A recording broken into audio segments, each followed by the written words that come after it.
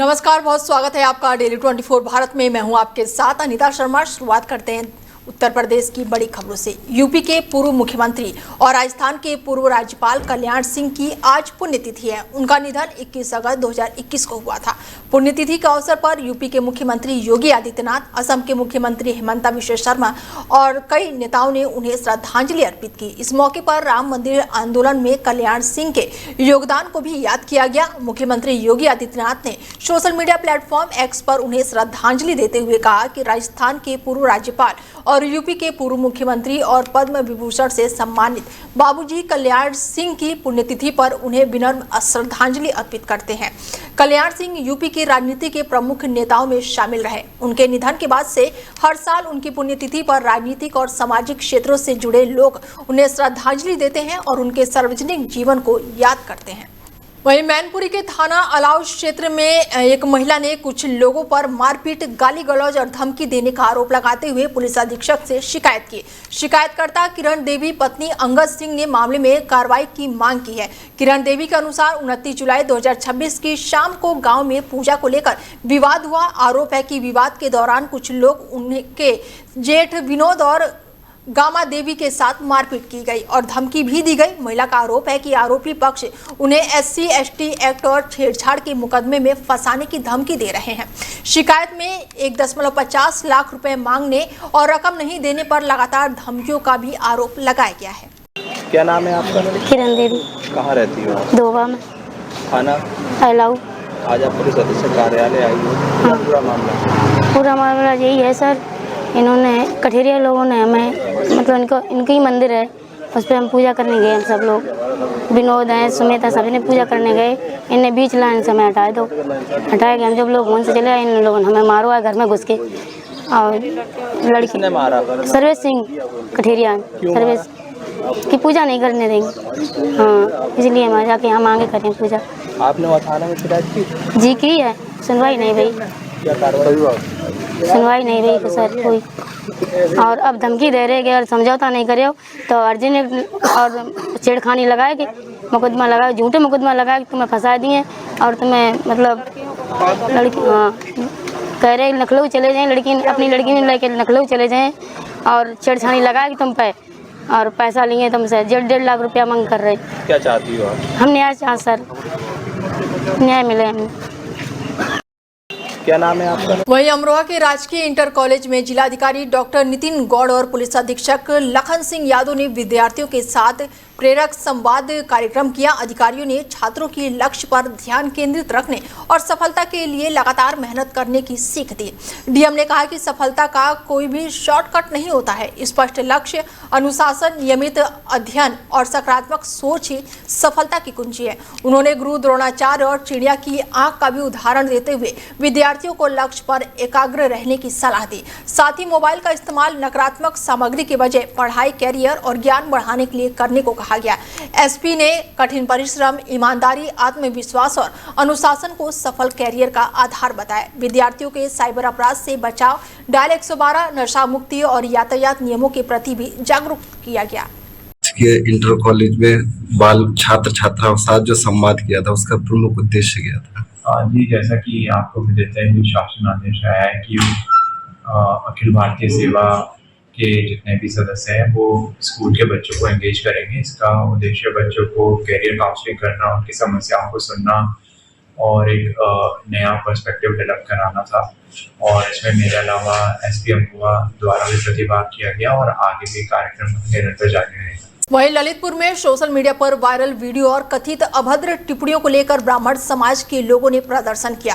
अखिल भारतीय ब्राह्मण महासभा और अखंड ब्राह्मण महासभा के नेतृत्व में समाज के लोग जो हैं मंदिर मैदान में इकट्ठा हुए और यहां से पैदल मार्च करते हुए पुलिस अधीक्षक कार्यालय पहुंचे और एसपी और जिलाधिकारी को ज्ञापन सौंपा। समाज के लोगों ने ब्राह्मण समाज और अखंड ब्राह्मण महासभा के प्रदेश अध्यक्ष लीलाधर दुबे के खिलाफ सोशल मीडिया पर की जा रही कथित अभद्र टिप्पणियों पर कार्रवाई की मांग की। प्रदर्शनकारियों ने कहा कि ऐसी टिप्पणियां सामाजिक सौहार्द बिगाड़ने का प्रयास है। समाज के लोगों ने यह भी आशंका जताई कि सोशल मीडिया पर वायरल ऑडियो AI से तैयार किया गया है और उन्होंने पूरा मामले की निष्पक्ष जांच और दोषियों के खिलाफ कार्रवाई की मांग की। आप लोग क्या माहौल है कि लगातार विगत कई वर्षों से जो है केवल टारगेट पर ब्राह्मण समाज को लिया जा रहा है। हम देखते हैं कि पूर्व में स्वर्गीय राजा राम गोस्वामी जी, जिन्होंने अपने 24 साल अपने झूठे मुकदमे को लड़ा, अंत में वो प्राण त्याग अपनी आत्महत्या को लिए स्वीकार हुए। उन्होंने अपनी सुसाइड नोट में लिखा था कि मृत्यु सरल है और स्वाभिमान बहुत कठिन है। आप विष्णु तिवारी को देखिए, जिनका पूरा परिवार नष्ट हो गया एक झूठे मुकदमे के कारण, और आज लगातार वही स्थिति बन रही है। समस्या लेके आए आज हम लोग ये समस्या लेके आए हैं कि वहीं अमरोहा क्षेत्र में नकली ब्रांड के खुशबू तेल बेचने के मामले में प्रशासन और पुलिस ने बड़ी कार्रवाई की। खुशबू ऑयल कंपनी के जांच अधिकारी की शिकायत पर हसनपुर नायब तहसीलदार और पुलिस की संयुक्त टीम ने कॉस्मेटिक दुकान पर छापेमारी की। औचक कार्रवाई के दौरान दुकान से 100 ml की कुल 500 बोतलें नकली खुशबू तेल बरामद हुई है। टीम ने सभी बोतलों को जब्त कर लिया और मौके पर सील कर दिया। जांच में सामने आया कि नाइम अपनी दुकान से नामी कंपनी के नाम पर कथित नकली तेल बेच रहा था। पुलिस ने आरोपी के खिलाफ कॉपीराइट एक्ट की धारा 63 के तहत मुकदमा दर्ज कर लिया है और पुलिस मामले में आगे की जांच कर रही है और नकली उत्पादकों की बिक्री से जुड़े अन्य पहलुओं की भी पड़ताल की जा रही है। वाराणसी कैंट रेलवे स्टेशन के सामने स्थित विजय मार्केट में गुरुवार को नगर निगम ने बड़ी कार्रवाई की। अपर नगर आयुक्त अमित कुमार के नेतृत्व में टीम ने राजा बाबू के बहुमंजिला गेस्ट हाउस और एक दुकान को सील कर दिया। कार्रवाई के दौरान सुरक्षा व्यवस्था के लिए एसीपी चेतगंज शुभम सिंह के नेतृत्व में भारी पुलिस बल तैनात रहा।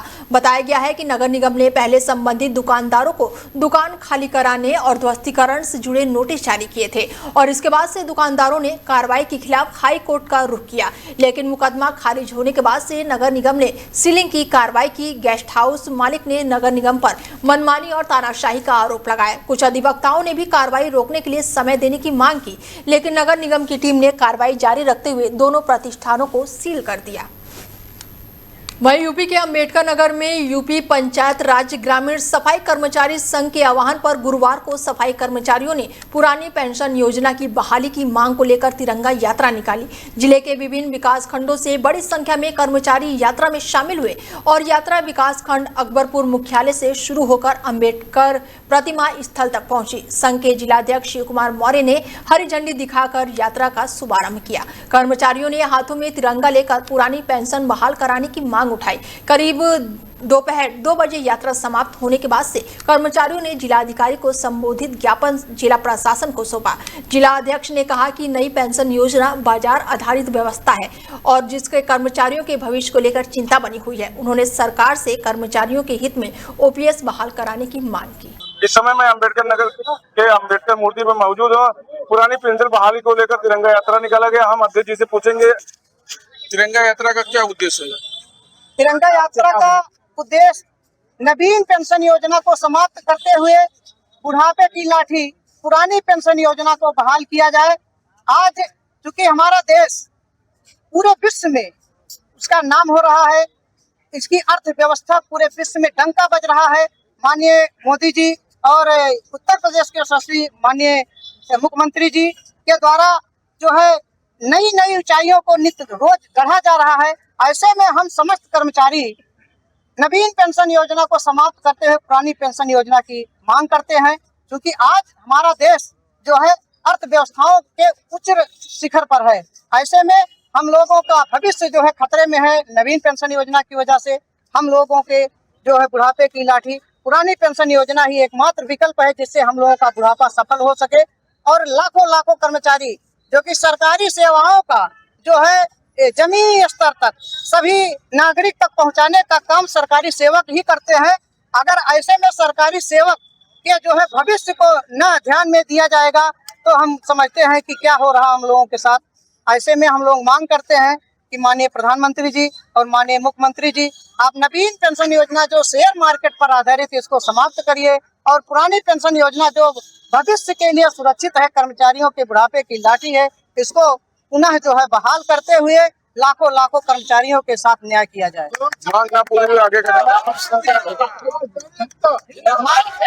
अभी तो ये शुरुआत है हम लोगों का जो है यूनियन के माध्यम से प्रांतीय संगठन के आह्वान पर आज ये पूरे उत्तर प्रदेश के प्रत्येक जनपदों में ये जो है तिरंगा यात्रा के माध्यम से हम लोगों ने एक संदेश देने का काम किया है। जब जरूरत पड़ेगी, यदि हम लोगों का आह्वान होगा तो हम लोग प्रांतीय नेतृत्व के आह्वान पर यदि अगला कार्यक्रम जब भी निर्धारित किया जाएगा तो हम लोग बढ़ चढ़कर हिस्सा लेंगे और तब तक हम लोग बैठने वाले नहीं जब तक हम लोगों को पुरानी पेंशन योजना बहाल नहीं कर दी जाती। अम्बेडकर नगर से वहीं ललितपुर में शिक्षक अभय सिंह लोधी हत्याकांड में पुलिस ने गुरुवार को 5 आरोपियों को गिरफ्तार किया। 10 अगस्त को ग्राम खोखरा के पास अभय सिंह लोधी की उनकी 6 साल की बेटी के सामने पीट कर और पत्थर से हमला करके हत्या कर दी गई थी। घटना के बाद से पुलिस ने आरोपियों की गिरफ्तारी के लिए 5 टीमें गठित की थी। पुलिस टीमों ने करीब 10 दिन तक ललितपुर के अलावा मध्य प्रदेश के कई जिलों में संगठित ठिकानों पर दबिश दी। सीसीटीवी फुटेज की मदद से आरोपियों की पहचान और उनके लोकेशन को ट्रेस किया गया। इसके बाद से पुलिस ने 5 आरोपियों को गिरफ्तार कर लिया है। जनपद ललितपुर में अपराध एवं अपराधियों के विरुद्ध चलाए जा रहे अभियान के क्रम में आज दिनांक 20/8/2026 को कोतवाली पुलिस के द्वारा हत्या के अभियोग में वांछित 5 अभियुक्तों को नियमानुसार गिरफ्तार कर माननीय न्यायालय के समक्ष पेश किया गया है। प्रकरण में आगे की विधिक कार्रवाई प्रचलित है। वहीं अमेठी की तिलोई तहसील में प्रशासन की कथित लापरवाही से किसानों की मुश्किलें बढ़ गई हैं। बता दें कि मूंग तालाब ड्रोन की सफाई न होने के कारण बारिश का पानी खेतों में भर गया है। बताया जा रहा है कि करीब 2000 से अधिक बीघा धान की फसल जलमग्न हो गई है। जलभराव का असर सिर्फ खेतों तक सीमित नहीं रहा, सड़क से लेकर ग्रामीणों के घरों तक पानी भर गया है। करीब 20 किलोमीटर क्षेत्र में बारिश का पानी जमा होने से किसानों को जल निकासी की समस्या का सामना करना पड़ रहा है। ग्रामीणों का आरोप है कि जल स्तर बढ़ने की सूचना के बावजूद भी तहसील के अधिकारी मौके पर नहीं पहुंचे। किसान अपने खेतों से पानी निकालने के लिए परेशान है और फसल खराब होने की आशंका से चिंतित है। ग्रामीणों ने प्रशासन से लगातार ड्रोन की सफाई और जल निकासी की व्यवस्था करने की मांग की। क्या नाम है आपका? जी क्या मामला है गाँव का? अरे सब ये दाल देखा सब भरा है, 12 साल से धान नहीं पाई थी। लड़का भूखन पियासन का मोल खावा ले ले 5-6 लड़का है, बियाह का मन करे रहा है, कहाँ से करवाए? क्या समस्या है? का समस्या दिए रुपया पैसा जब जब बूढ़ी के पैसा गंधा खोदावे पानी का निकासी हुए। गंगा जी का किनारा है? गंगा जी का किनारा के खेत है वही बंधा पे चलो देखो चले गंधा के किनारा गंगा जी हुआ दलमऊ अयोध्या ही। हाँ भैया क्या नाम है आपका? दिनेश प्रताप सिंह। दिनेश जी, आपके गांव में हजारों बीघे जमीन जो है जलमग्न हो गई है, काफी नुकसान हुआ है, क्या है पूरा मामला इसका? समस्या है कि मूंग ताल ड्रेन है, मूंग ताल से मऊ तक के पानी खराब होता है और नाला की सफाई सही नहीं हुई, मतलब काफी दिन से सफाई नहीं हुई, मतलब सब पेड़ उड़ में गिरे हैं, जंगल पूरा है, पानी निकल नहीं पाते, इसलिए पानी से जल भराव हो गया। लगभग कितनी एरिया में जल भराव की समस्या देखने को मिल रही है? लगभग 20 किलोमीटर की रेंज में है, मतलब मूंग ताल से लेके जायज तक है। अच्छा, क्या कोई नहर का पानी या गंगा किनारे का पानी? नहीं, नहर की पानी, नहर तो बंद है, नहर बंद है। नहर का पानी नहीं है? नहर पानी इतना पानी आया कहाँ से? बरसात के पानी। प्रशासन से आप लोग क्या मदद की गुहार कर रहे हैं? प्रशासन खुद देखे, प्रशासन के चाहे कि जो उन किसान के नुकसान भाव का मुआवजा दिए, नाला साफ कराओगे, अगले साल सही फसल रहा, अगले साल न डूबे।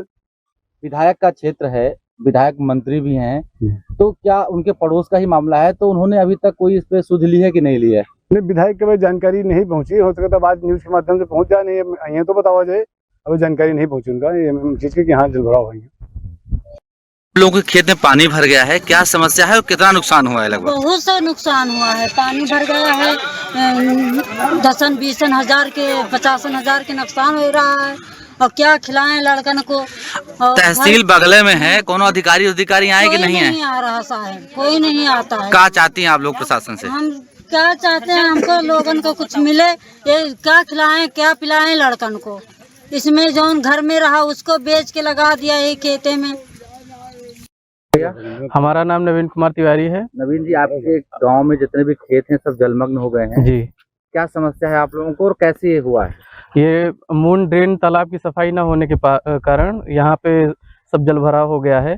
जितने भी खेत हैं सब डूब गए हैं, अब इसमें कोई फसल होने वाला नहीं है। लगभग कितनी बीघे फसल होंगी? लगभग 2000 के करीब है। लगभग कितनी एरिया में अगर देखा जाए जल भराव की स्थिति है? ये जायज तक है, मून ड्रेन से लेकर के जायज तक। क्या खेतों में ही जल भराव, गाँव में जल भराव? नहीं, खेतों में जल भराव है, गाँव में जल भराव नहीं है। सड़कों पे है, स्कूल में है। प्रशासन से क्या आप लोग मदद की गुहार कर रहे हैं? प्रशासन से हमारी डिमांड है कि मून ड्रेन तालाब की सफाई करवाया जाए और जो नुकसान है उसका गरीब जनता है उनको मुआवजा मिलना चाहिए। जो ड्रेन है इसकी सफाई कभी हुई है कि नहीं हुई? लगभग 10 साल से नहीं हुई है, उसके पहले हमें जानकारी नहीं है। लगभग 10 साल से मुंड्रिन की।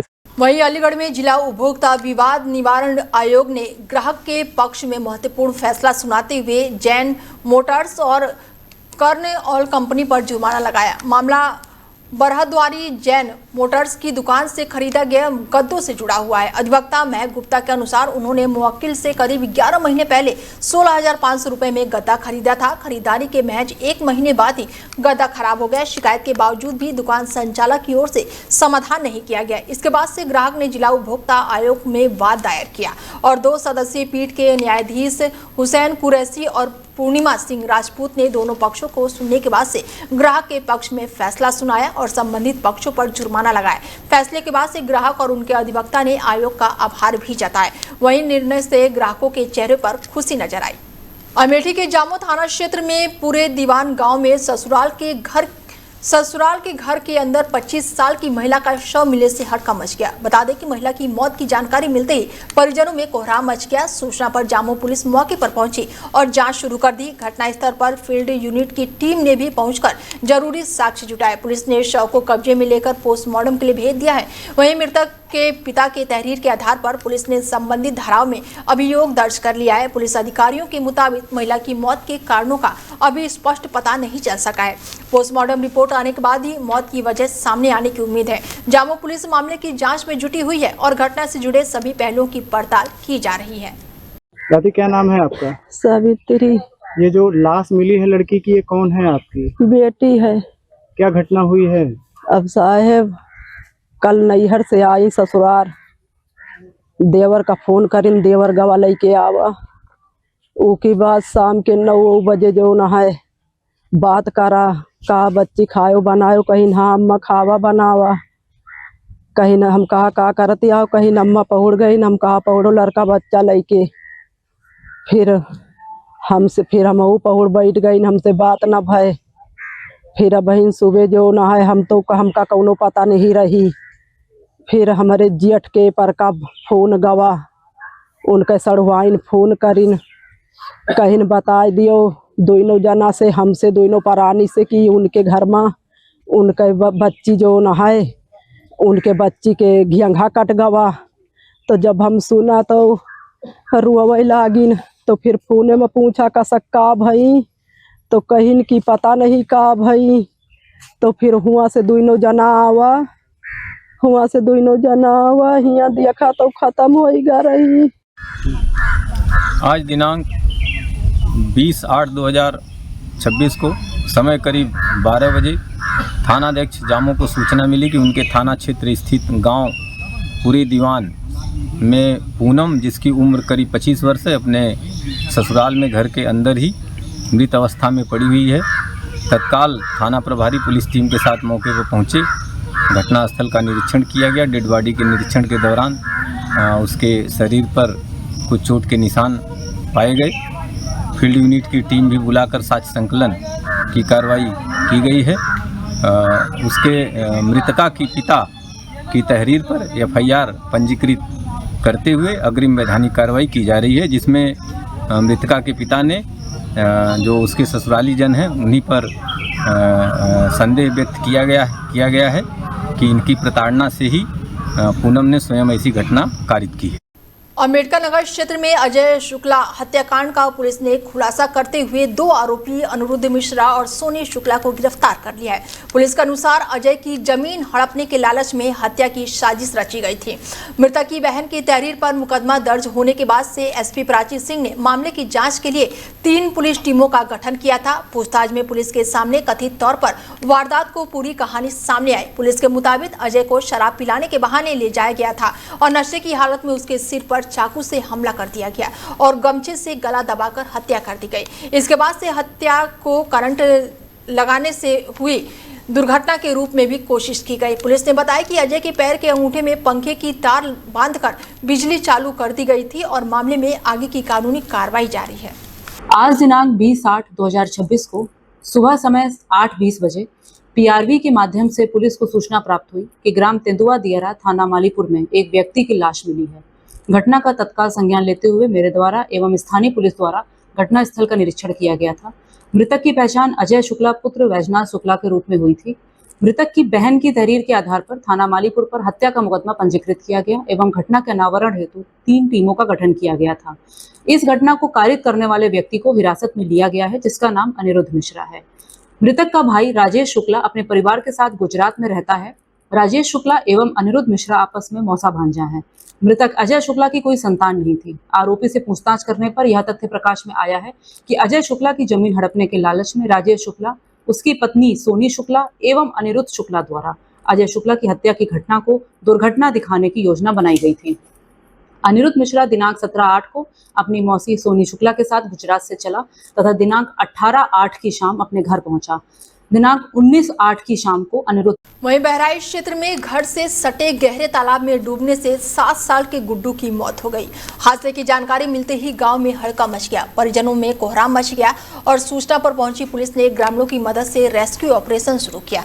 इसके बाद से एसडीआरएफ और पुलिस टीम ने गहरे पानी में कई घंटों तक तलाश अभियान भी चलाए। कड़ी मशक्कत के बाद टीम ने मासूम गुड्डू का शव तालाब से बाहर निकाला और बच्चे की मौत की खबर मिलते ही परिजनों का रो रो कर बुरा हाल है। हादसे के बाद से पूरे गांव में मातम पसरा हुआ है। पुलिस ने शव को कब्जे में लेकर आगे की कार्रवाई शुरू कर दी है। घटना के बाद से परिवार और ग्रामीणों में शोक का माहौल बना हुआ है।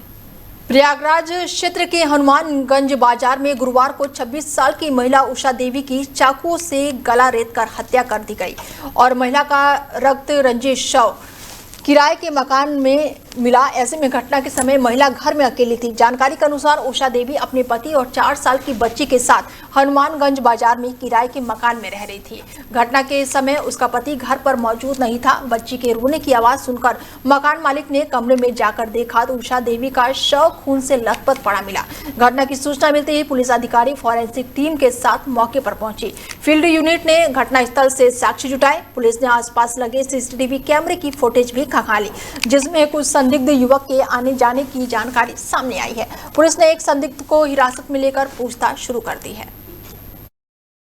आज पुलिस को लगभग 11 बजे के आसपास सूचना प्राप्त हुई कि थाना सराय अनायत के अंतर्गत हनुमानगंज बाजार के पास में एक घर पे एक महिला की डेड बॉडी पड़ी हुई है। इस सूचना पर तत्काल थाना प्रभारी मौके पहुंचे तो मृतका की पहचान उषा पत्नी दिनेश कुमार निवासी 26 वर्ष के रूप में हुई, जो कि पति रहने वाले उत्तराव के हैं और मृतका रहने वाली जौनपुर की है। दोनों के दोनों यहाँ 11 अगस्त को एक किराए के कमरे में शिफ्ट हुए थे। इससे पूर्व ये मुंबई में रहते थे और हाल ही में ये मुंबई से यहाँ घर लौटे थे। जो शव है उसके गले पर धारदार हथियार से चोट होना प्रथम दृष्टया होता है, जिसके कारण मृत्यु कारित हुई है। बॉडी को पीएम हेतु पंचायतनामा भर चित्रकूट जिले के पहाड़ी ब्लॉक में चकबंदी को लेकर आयोजित खुली बैठक में किसानों ने अपनी आपत्तियां और समस्या जो है वो अधिकारी के सामने रखे। बैठक के दौरान किसानों से चकबंदी को लेकर सहमति मांगी गई, जिस पर बड़ी संख्या में किसानों ने हाथ उठाकर विरोध जताया। किसानों का कहना है कि करीब 90% लोग चकबंदी के पक्ष में नहीं है। उन्होंने मांग की कि किसी भी फैसले से किसानों की सहमति और उनके हितों को प्राथमिकता दी जाए। किसानों ने चकबंदी से जुड़ी अपनी चिंताओं और समस्याओं को भी अधिकारियों के सामने रखा। आज यहाँ पे चकबंदी के लिए खुली बैठक थी, तो क्या कहा गया यहाँ पे? मैम एकदम आई थी, हाथ मिलवाया गया सबका, जिसमें 90% लोग चकबंदी ना चाहते हैं और 10% लोग चकबंदी चाहते हैं। मैडम ने देखा और कह के चली गई हैं। अब आगे जो निर्णय होगा वो लेंगी। अच्छा, लोगों का क्या मत है यहाँ पे? अब लोगों का इतना ज़्यादा बेकार हो गया कि वो चाहते हैं कि चकबंदी ना हो। इतना ज़्यादा घृणा हो गई है कि अब उनको तो कुछ सूझ ही नहीं पड़ता। इतनी बड़ी मात्रा में चकबंदी का विरोध किया गया, क्या मतलब ये था कि इतना ज़्यादा घूसखोरी और वो हो गया था कि चक इधर उधर कर दिए गए थे, पैसा लेकर के अदल बदल के कर दिए गए थे, धांधली कर दी गई थी, जिससे लोग परेशान हो गए थे। कुछ लोग तो यहाँ तक कि मरने के कगार में हो गए थे, बीमार पड़ गए थे। ये स्थिति आ गई है यहाँ। आज यहाँ पर मौजूद अधिकारी रहे थे, क्या निर्णय लिया गया? अभी निर्णय कुछ नहीं लिया गया, आश्वासन दिया गया है कि चकबंदी बंद हो जाएगी। अब देखो जो आगे की प्रक्रिया होगी, नहीं तो फिर इसके बाद आगे देखा जाएगा। फिर आगे उच्च न्यायालय है, देखा जाएगा, कई न्यायालय हैं, फिर जाएंगे जैसा भी होगा। चाहे लखनऊ में धरना पड़े, चाहे जहाँ जाना पड़े, उसके लिए भी आगे की कार्रवाई होगी और करेंगे हम लोग सब मिल करके। क्या नाम है आपका? तुमको उपाध्याय जी। यहाँ पर खुली बैठक थी जी, क्या हुआ? ग्राम पंचायत के सभी काश्तकारों ने 90% 95% काश्तकारों ने उन्होंने ये कहा कि हमारे गांव में चकबंदी नहीं होना चाहिए। इसलिए जो है चकबंदी प्रक्रिया अब शासन के अधिकारियों द्वारा, सरकार के अधिकारियों द्वारा चकबंदी की प्रक्रिया ग्राम पंचायत नाहरा में बंद कर देनी चाहिए। यही हुआ है। सुधान जी, इतनी बड़ी मात्रा में चकबंदी का विरोध किया गया, आखिर क्या वजह थी? विरोध किया गया, विरोध करने के बहुत कारण है। अब उन कारणों पर मैं विस्तृत जानकारी नहीं दे सकता। उसके पीछे बहुत कारण है। चकबंदी में इतनी अनियमितताएं नहीं हुई थी, लेकिन एक गांवदारी होने के नाते चकबंदी प्रक्रिया बंद करवाई गई, वो बहुत अच्छा हुआ। अगर चकबंदी प्रक्रिया न होती, बंद न होती, तो यहाँ पर जनहानि हो जाती। इसलिए चकबंदी प्रक्रिया बंद करवाना न्याय हित में था, जनहित में था, गाँववासियों के हित में था। इसलिए सभी लोगों ने विचार करके कि चकबंदी रुक जाना ही गाँववासियों के लिए फायदेमंद है। वहीं विधानसभा बसपा प्रभारी मनोज वर्मा ने बीजेपी और सपा पर जमकर निशाना साधते हुए दोनों दलों पर जाति और धर्म के नाम पर राजनीति करने का आरोप लगाया। उन्होंने कहा कि दोनों पार्टियों के कार्यकाल में प्रदेश में महंगाई, बेरोजगारी और भ्रष्टाचार बढ़ा है। साथ ही उन्होंने कानून व्यवस्था की स्थिति पर भी सवाल उठाए। मनोज वर्मा ने दावा किया कि 2027 के विधानसभा चुनाव के बाद से यूपी में बहन कुमारी मायावती मुख्यमंत्री बनेंगी। उन्होंने कहा कि मायावती के नेतृत्व में ही प्रदेश का विकास संभव है। उनके मुताबिक मायावती के कार्यकाल में कानून का राज, सर्व समाज का सम्मान और सभी वर्गों के विकास पहुंचाने पर जोर दिया गया। हमारे साथ बात करने के लिए मौजूद है बसपा प्रत्याशी अकबरपुर विधानसभा से मनोज वर्मा जी। हम बात करेंगे जी मनोज वर्मा जी, डेली 24 भारत में आपका स्वागत है। बहुत बहुत धन्यवाद। आप डोर टू डोर जनसंपर्क कर रहे हैं, कैसा समर्थन मिल रहा है आपको? बहुजन समाज पार्टी का जिला पहले से था। अब की बार अम्बेडकर नगर में 5 सीट फिर बहुजन समाज पार्टी जीतने जा रही है। समाजवादी पार्टी के जिला दावा कर रहे हैं कि आप 2027 में फिर समाजवादी पार्टी 5 सीट पर चुनाव जीतेगी। किस मुद्दे पे दावा कर रहे हैं? अम्बेडकर नगर का समूचा विकास आदरणीय बहन कुमारी मायावती जी बहुजन समाज पार्टी ने किया। समाजवादी पार्टी ने जब 1995 में अम्बेडकर नगर जनपद बना था, तब समाजवादी पार्टी के नेता मुलायम सिंह यादव ने इस जिले को खत्म करने का काम किया था। लोग फिर फैजाबाद में तारीख पे जाने लगे थे। 70-80 किलोमीटर का यात्रा करते थे, अगले दिन बेचारे पेशी फिर मुकदमा निपटा के आते थे। और हम लोग की नेता आदरणीय बहन कुमारी मायावती जी ने मेडिकल कॉलेज बनवाया, इतना भव्य मेडिकल कॉलेज बना। लेकिन जब समाजवादी पार्टी की सरकार बनी, उस सरकार में मेडिकल कॉलेज के मशीनों को ले जाके आजमगढ़ शिफ्ट किया गया। तो अम्बेडकर नगर का इन्होंने विकास किया कि अम्बेडकर नगर का समाजवादी पार्टी ने विनाश करने का काम किया है। पता नहीं किस मुद्दे पे वोट मांगते हैं, पता नहीं किस मुद्दे पे दावा करते हैं। भारतीय जनता पार्टी के कई नेताओं का बयान आ रहा है कि अब की बार 2027 में अम्बेडकर नगर से 5 सीट भाजपा के खाते में जाएगी। अम्बेडकर नगर में बहुजन समाज पार्टी के खाते में 5 सीट जाए। आज तक अभिमान्य मुख्यमंत्री जी आए थे यहाँ, गोविंद साहब ने 700 करोड़ रुपया अम्बेडकर नगर जनपद को दे दिए, तो मार और हल्ला पीटने लगे। 700 करोड़ दिया। अरे हम लोग की नेता बहन कुमारी मायावती जी ने तो 700 करोड़ अकेले मेडिकल कॉलेज को दिया था। इसके बाद इंजीनियरिंग कॉलेज, विकास भवन, स्टेडियम और ITI कॉलेज, जितनी रोडें थी सब हार्ड मिक्स प्लांट से कम, ये 700 करोड़ दिए। हम लोग की नेता आदरणीय बहन कुमारी मायावती जी ने इस जनपद को 7000 करोड़ रुपया देने का काम किया। तो भारतीय जनता पार्टी दावा करें। आज नौजवान, किसान, मजदूर इतने बेबस हो चुके हैं, इतने परेशान हो चुके हैं। रोज धरना प्रदर्शन भारतीय जनता पार्टी के खिलाफ चल रहा है। अभी आचार संहिता लगने दीजिए, इनको मीटिंग में जाने के लिए एक आदमी नहीं मिलेगा। आज अगर इनकी जनसभाएं होती हैं भारतीय जनता पार्टी के, तो 1700 सफाई कर्मी है, उनको बुला लिया जाता है, आशा बहुओं को बुला लिया जाता है, सखी समूह को बुला लिया जाता है, लेखपाल को बुला लिया जाता है, कानूनगो को बुला लिया जाता है। इन्हीं सबको बुला करके ये अपनी जनसभा करा रहे हैं। यदि आपको जनता उछलाई चुनती, विकास का मुद्दा क्या रहेगा? ये अम्बेडकर नगर आदरणीय बहन कुमारी मायावती जी का जिला है। यहाँ से बहन जी सांसद भी रही हैं, विधायक भी रही हैं।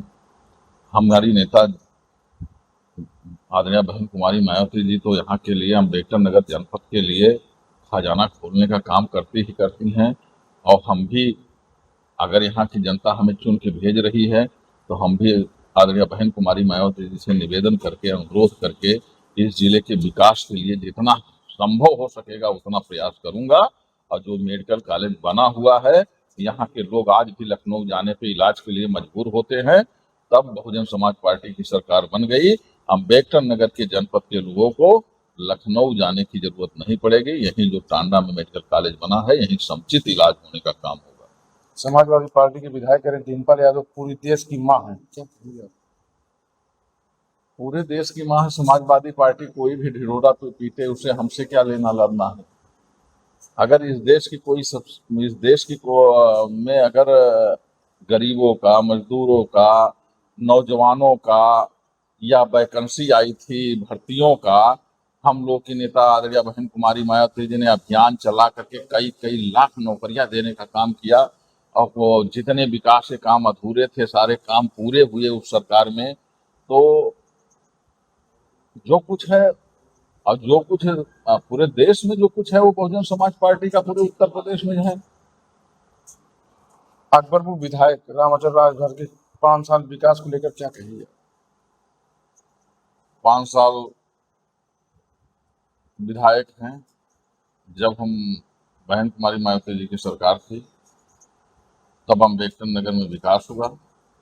इसके बाद 5 साल से देख लीजिए, जितनी रोडें बहुजन समाज पार्टी की सरकार में बनी थी, सारी रोडें टूट चुकी हैं। उसको मेंटेनेंस होने का न तो यहाँ के विधायक काम कर रहे हैं और न तो भारतीय जनता पार्टी करने का काम कर रही है। अब यहाँ की जनता को उम्मीद है कि आदरणीय बहन कुमारी मायावती जी की जब सरकार बनवाएंगे तभी अम्बेडकर नगर का विकास होगा, इसके पहले कोई विकास नहीं होगा। अम्बेडकर नगर से अमित कुमार। फिलहाल खबरों में मेरे साथ इतना ही, दीजिए इजाजत, नमस्कार।